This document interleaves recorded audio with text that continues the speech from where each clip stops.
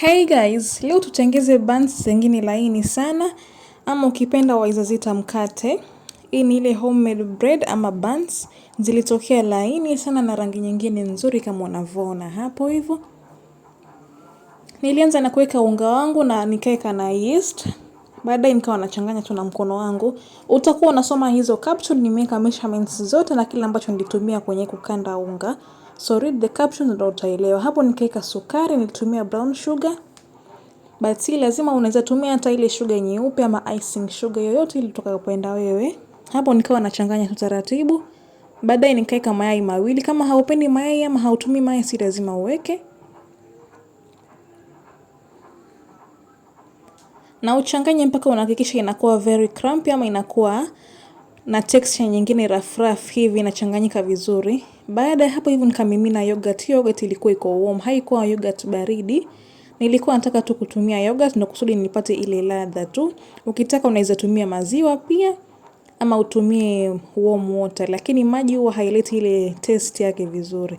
Hapo nikaongezea iliki ama ukipenda cardamom. Nilitia zile mbegu zake zikiwa nzima. Ukitaka pia unaweza ponda, mimi ni vile tuna prefer zikiwa nzima hivyo. Hapo nikakanda mpaka ikawa imeanza kushikana vizuri kama unavyoona hapo. Nilikanda unga wangu vizuri. Baadaye nikaongezea margarine ama ukipenda ongezea butter ama hata blue band.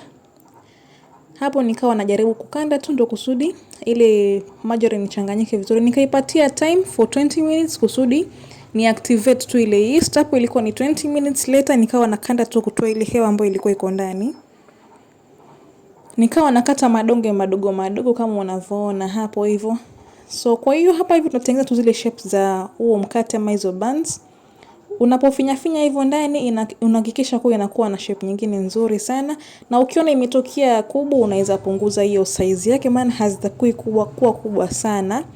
Zikiwa kubwa sana huwa zina take time kuiva ndani, unaweza end up kutumia moto mwingi sana. Kwa hiyo hakikisha ziko tu medium size vizuri kama yangu ilivyokuwa. Baadaye panga kwenye baking tin yako ambao ulikuwa mpaka mafuta.